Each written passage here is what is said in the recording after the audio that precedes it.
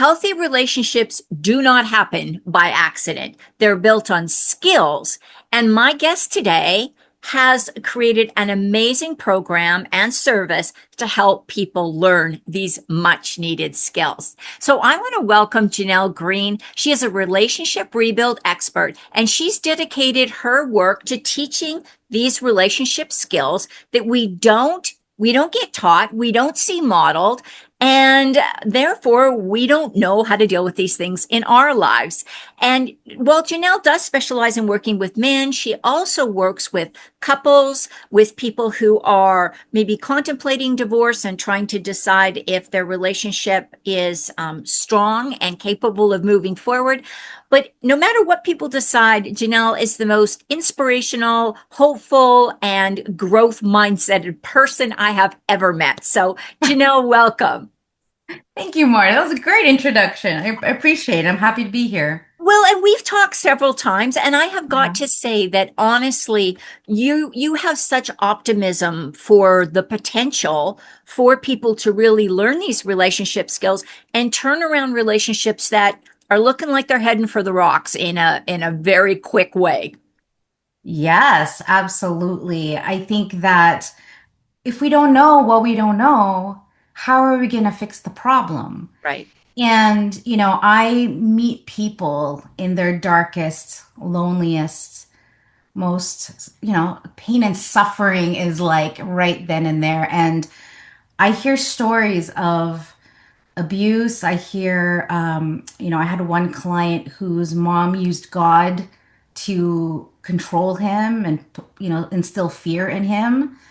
I've heard of, women who've been raped by their fathers, been abandoned. Like I've heard it all. Right. And so I think sometimes it's easy to judge people on the outside and go, well, you should know this. But if your dad died when you were two and your mom remarried and, married this jerk who abused you and your mother neglected you, and all those two did was fight all day long, Right. well, how are you now going to be able to mimic that and know what that looks like when it's time for you? And I think that's why I'm so passionate about this because this is generational. Yes. Yeah. We don't come out of the womb being an avoidant attachment style, right? Or a Right. fearful avoidant. This is created since we were children. Right. And then we grow up, and maybe we grow up physically, but emotionally, we're still stuck in that Right. old place. And Yeah. so I love this work so much because people think, when they come to see me, they go, oh, this is going to take like years or months. And I'm like, I can do this in like sometimes 10 minutes. And it's just a mind shift that completely disrupts that status quo that they've always been on, and I kind of open up some of the blinders, and they're like, "Oh, okay." So it doesn't take a long time, and that's why I feel so optimistic and hopeful that if men just knew what women are trying to say, and if women could just communicate a little bit more concisely Right. without the tone, because men are very much about tone, they're very sensitive to that, right? If we could just communicate better, not assume anything, not assume that our partner can read our mind, or if he doesn't can't read our mind, that he doesn't love us. If we could just undo all of this crappy mentality that we were taught growing up about the other one, Right. man, there would be less divorce, there would be more love, there'd be more children being born because right now, the birth rates are dropping Right. because people are afraid to get married, people are afraid to commit. We're all running around so scared, protecting ourselves, and then wondering why we're miserable and lonely and Yeah. depressed. Yeah. It's because, God never made us to be alone. Right. And I think what I like about your message, because I've listened to a lot of people in this kind of, being a divorce coach, sometimes I get flack from people saying, well, you're encouraging and supporting divorce. No, I don't. But I also think there are times when relationships just are not going anywhere, Yeah. and let's just end it and at least try to do a good job of that rather than this, I married him or her, and I'm stuck, and this is just my life is just, horrible and this is the way it's going to be. And of course, there are cases where absolutely divorce should be the only option. And I'm talking about cases where there is, physical violence and emotional abuse and these terrible situations like you talked about at the very beginning. But before we dive into all of this, because I think your background, we've already dived into it. What the heck am I saying? But your background is, people might look at you and go, and here's what I want to say.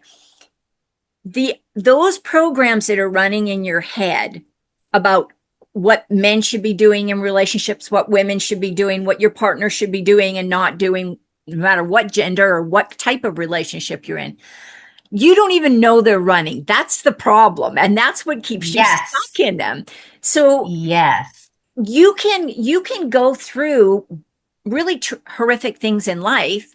And if you recognize these patterns are there, you can use techniques to, number one, recognize the pattern is running. And then number two, create a new neurological pathway so that you don't That's have right. those same thoughts and assumptions. But I'm getting off track. But I would love if you would share a little bit about your story, because I'm guessing a lot of people are sitting here going, oh, yeah, well, there's Jeanell. She's talking and she's never had these problems to deal with in her life. My life is perfect. And there's Mardi, like she's always going off about something and she's never had a bad relationship or a problem.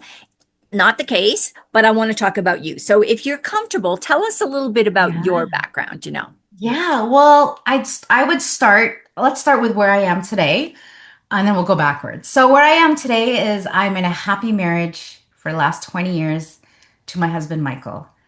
And Michael, when I first went through my first divorce, I made a list of the kind of relationship that I wanted. Like I truly, truly wanted, not the one I wanted to settle for, but the one that I really wanted God to give me. And Michael is 100 times better than that list. And he is my greatest teacher. He's my inspiration. He's my playmate. He's my best friend. And I think that's what's missing with a lot of relationships and marriages is friendship, being lovers. Because, when we have kids, we kind of forget about being lovers, right? And that's where the infidelity starts and feeling lonely and all that. But yeah, 20 years, and he has my back. And he's just like, yeah, go help those men, go help those women. Like he really supports me, which is amazing. We have both a passion for music. So my husband's a professional musician. So he goes and he has his own passions. And then we come together and we jam together. We sing at church together. We just have the most incredible, sweet, easy, peaceful, trusting relationship. And I really, as I go through my life, I'm always trying to pick out what is it about this moment that really works. And the old Jeanell, how would she have done this differently? And how I be now distinct so that I can teach it. So I'm always trying to extract these life lessons in every moment so that like with my couples, I think one of the problems is like reading books. It's so theoretical, but when you can say, here's what me and my husband did yesterday, here's the conversation, this is where it didn't work, here's how we fixed it, then they're like, okay, I get it. I see it in real life Right. unfolding. I can do that, right? It's a lot more tangible. So before this marriage, though, I was married to, I had my first marriage, didn't go well, got married too fast. And, in hindsight, what I saw was that I got married for the wrong reasons. I got married because I was afraid of being alone. I got married because the time was ticking. And I was like, oh, it's about that time now. And he was really the only person at that time that was interested in anything long term. Um, but yeah, it was really from a place of fear. And Right. in order for me to forgive myself and get over that first marriage, I really had to get responsible for that expectation that I had that, okay, I don't feel whole. I'm going to go find a relationship and hopefully he can make me happy and make me feel whole. Right. And so as I was transitioning out of that relationship, I had this like aha moment where I was like, what is it about me because I've had a lot of relationships in my life. I've always been a chronic dater. I did not like being single. Being single was like the worst thing ever as I was growing up, right? But I kind of I had this moment where I'm like, what is it about me that I keep attracting a certain kind of guy? And that certain kind of guy was very good looking, charismatic, a little dangerous, a little definitely an avoidant. And and I had a very anxious style. I was very clingy. And so I would always drive them away because I just wanted their love so much. And they were just like, whoa, you're like too much. But watching my parents were extremely affectionate with each other. And so I just thought, oh, that's how relationships are. You're just affectionate. You say, I love you all the time. Like that was the programming that was instilled in me as a child. And that was up to me to find a partner that had similar values to that. But yeah, it was not great. But I don't regret it. And Right. people often say, do you regret your divorce or do you regret that marriage? Maybe in the moment I did, but looking back, I am clear that that was the moment in my life that shifted everything. And that's actually, had that not happened, I probably wouldn't be talking to you right now. Right. But it was the moment that I finally said, there's obviously work for me to do because this keeps happening to me. Right. And so as I started to do the work, I put myself in a program called Landmark, and we talk about childhood. And what I saw was this moment. They talk about this moment where when you're a kid, when you're 2, 3 years old, life is amazing. You're like, woohoo, this is the best, right? You don't want to go to sleep. You're just so open. And then something happens, something big. And then all of a sudden, life becomes dangerous or people become dangerous. And now you're like, you know, Right. okay, can I speak? Is it okay? Like you're a little hesitant, right? And then through life, as things happen, we start to build this experience of what life looks like based on these big moments. So Right. my big moment and my big, I guess if you want to call it my trauma, came from my father. So growing up, my parents had a great relationship. We're Filipino, so we're very family oriented, lots of parties, karaoke, dancing, you name it. And, I remember watching my parents dancing together and being like, wow, that's so cool. Like, just two people just having fun.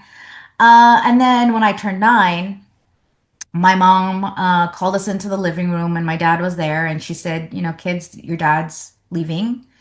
And found out that my dad was having an affair with my mom's best friend, got her pregnant. And now that my mom had found out by accident, he chose to be with them, to stay with them. And that was heartbreaking because I'm a daddy's girl. And so I remember watching my dad leave with a set of luggage, going down the stairs into a car that I didn't recognize. And I remember making the decision, or 3 decisions. Number 1, I'm unlovable. Number 2, I can't trust people. Right. Because number 3, they will eventually leave. So as I fast forward, and I'm in this seminar, and as I fast forward, I'm seeing all these things. I'm like, oh, that's why I picked the men that I picked because I knew that they would eventually leave because Right. that's what I figured I deserved. That I Yeah. wasn't worthy of someone sticking around. So I would just I didn't want to find good guys.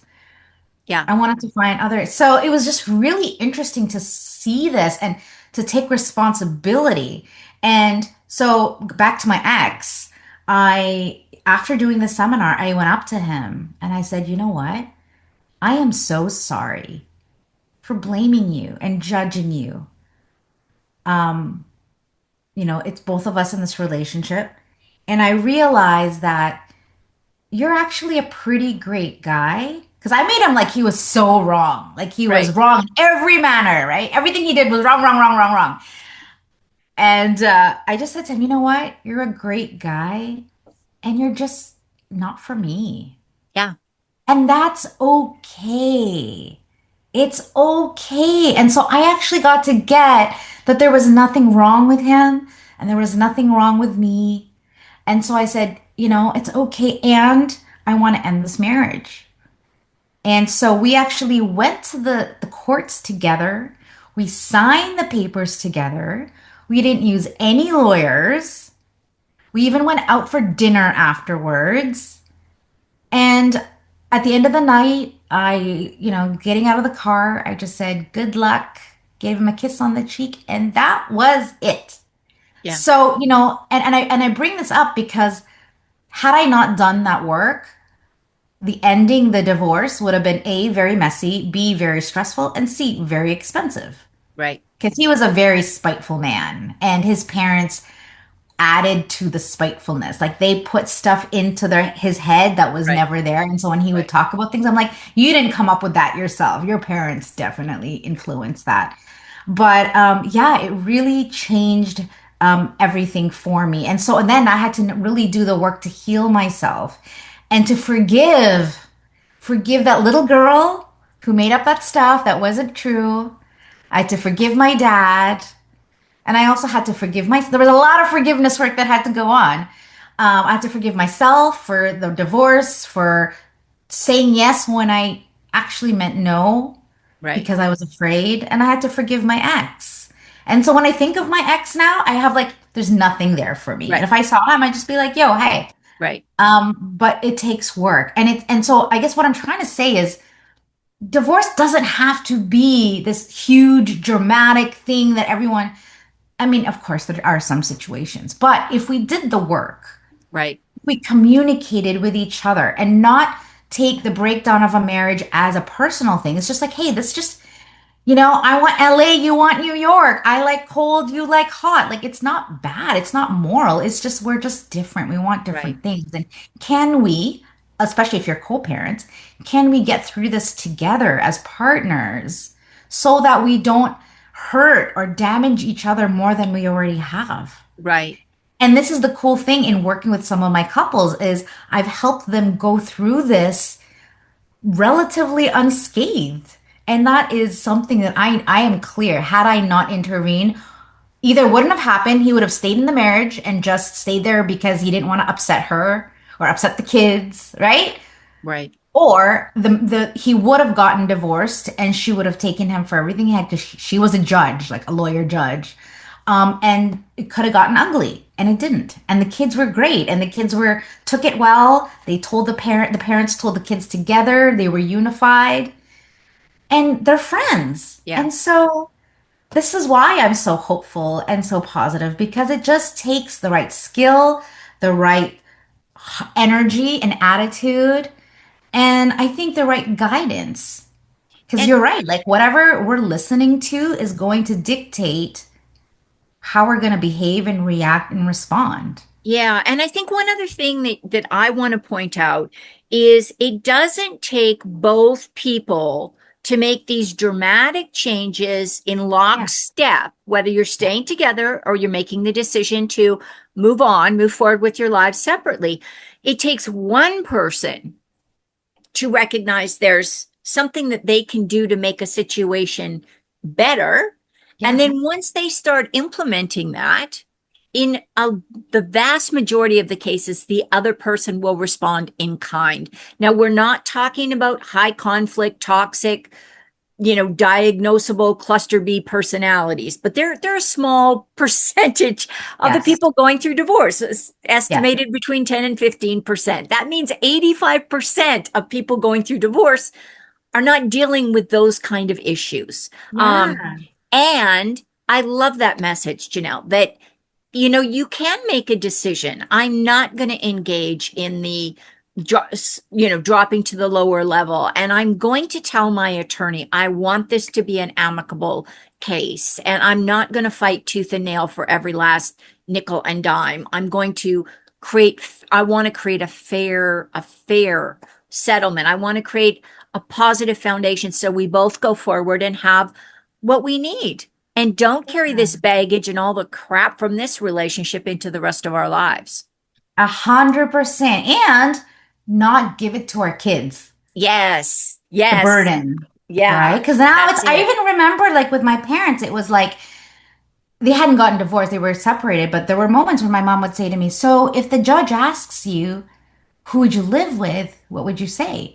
Right. And I felt torn because, I loved both my parents, but to have to choose, Yeah. that alone was very stressful for me. And So thank I, goodness that is one thing the legal system has kind of toned down on getting kids to say that kind of information. But it still happens in a roundabout way because kids are still, the parents still talk to the kids like that.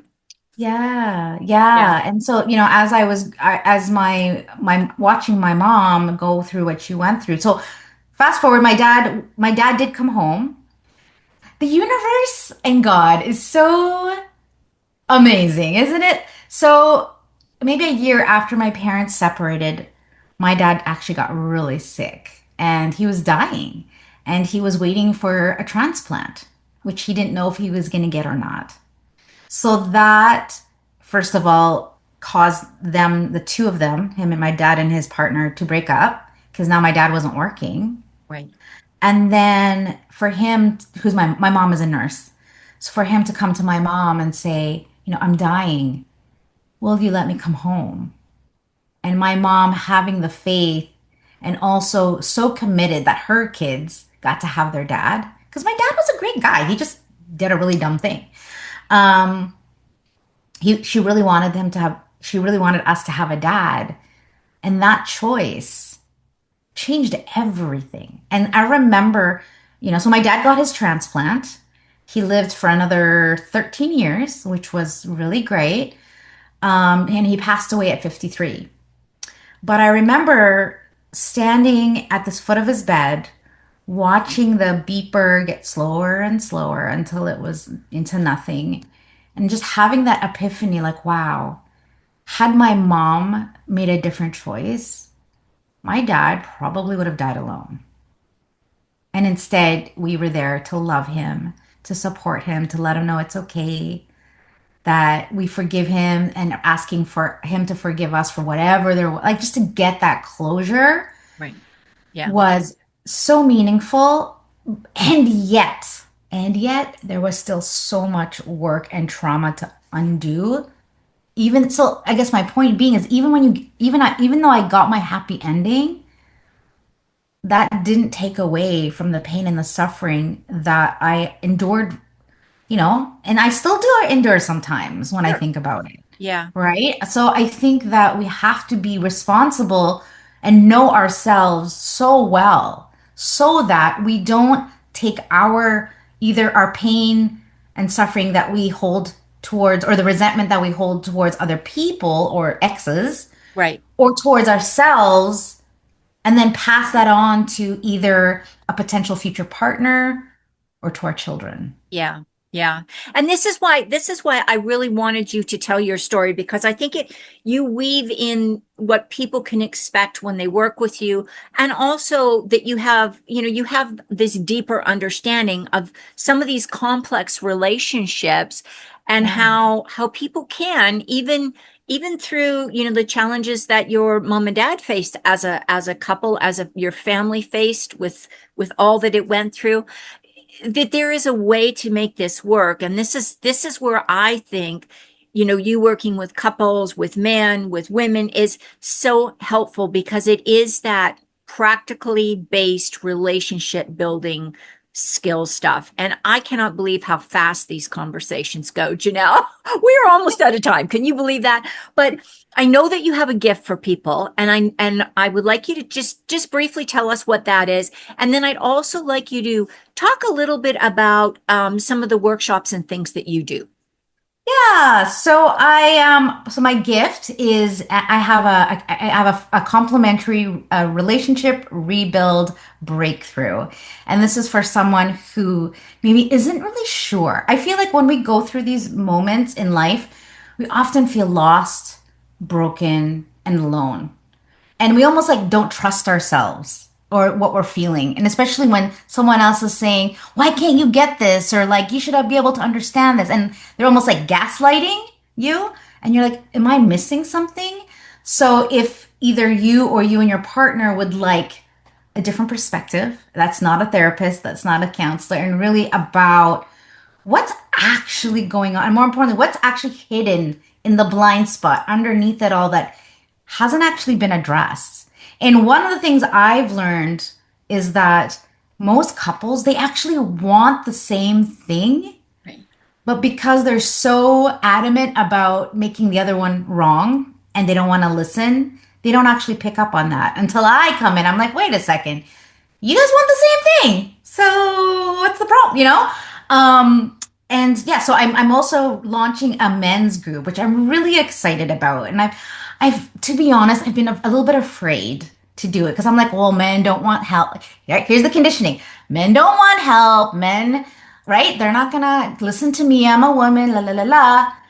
But I've been doing this long enough and now I feel like okay, I'm ready to go from one to one to many and help men who feel so alone. And I think having a community of men going, "Oh, wow, your story is so much like mine," Right. makes such a difference because I think loneliness is one of the biggest things Yeah. that men deal with. And um, last week alone, Marty, I had three men tell me that they tried ending their life after their wife told them that she no longer loves him, has a new partner, moving out, wants to divorce him. And so I really, this has got to change. Yeah. So I'm creating that. And then in February, I'm doing a couples retreat, and it's going to be around how to be best friends and lovers and playmates. Because I think after you have kids, you've been together for 20, 30 years, unless you do the work actively and ongoingly, that can really be forgotten and left on the wayside. And then all of a sudden you become roommates, and that's Yeah, no fun that's either. what you are. You're really good roommates, or you've divided the house and you don't interact with each other at all. You all have your own separate spaces and you just you just coexist. You're not even Yeah, roommates. You're just coexisting in the yeah, same structure. So yeah. And then yeah, you say that you're like, oh, we're doing this for the kids, but now the kids think, oh, this is what marriage looks like. right. We ignore Yes, each other. We have different bedrooms, and that's what marriage looks like. And so now they go into the next relationship and they're like, what do you mean you want to sleep in the same bed as me or want to or why are you're telling me you love me but I don't feel comfortable telling you I love you because I never grew up in a house where anybody said that. right. So Yeah. I'm really here to change that. Yeah. Jeanell, thank you so much for coming and sharing. I knew this is going to be an interesting, inspirational, but also an uplifting conversation because you're right. I think unless there are those extreme examples, I'm setting those aside. If there's, the abuse factors are coming in, if there's addiction and all that kind of stuff, that's makes this more of a complex situation. However, for the majority of people who are going through divorce, it is worthwhile to really consider, is this a rough patch your relationship is going through? Is it fixable? Do you both want to work on fixing it? And if those answers are yes, then it's worthwhile doing whatever you can. Because I Yeah. cannot tell you how many people I talk to that have gone through a divorce and spent tens of thousands of dollars. 5 years later, they marry the same person again, Yep. and sometimes they divorce again. So Yeah. you have got to play Yeah. it smart. And you've got Yeah. to make sure, I think you owe it to yourself to make every effort. And again, Jeanell offers something different than couples therapy, which a lot of people doesn't resonate with them. And that's okay. So there's Yeah. you don't have to just go the therapy route. You can look Yeah. at more of a coaching solution. So, Which is more accountability based. And right. so, just to add one more question to your little list is have I taken full responsibility for my behavior? Because Yeah. it's so easy to look at, well, here's all the things he did, but don't look over here, don't look at what I did, Right. right? And I think that's a huge piece of it because when we can come to a place like, okay, you hurt me, but I also hurt you too. You betrayed me, but I can actually see how I betrayed you too. And when we can get to that place of compassion and like responsibility, now we can actually have a real conversation Right. and have an Yes. honest one. Perfect way to wind this up. So, all the information that Jeanell gave you about her services and about her gift, and all her links for all her socials, if you want to follow her, will all be in the show notes. Thank you all for listening to this episode of Spotlight on the Divorce Expert. Don't forget to like, subscribe, and leave a comment. Jeanell and I will be checking back, and we will certainly give you an answer if you have any kind of questions. So, Thank you so much. And Jeanell, again, thank you. My pleasure. Thank you.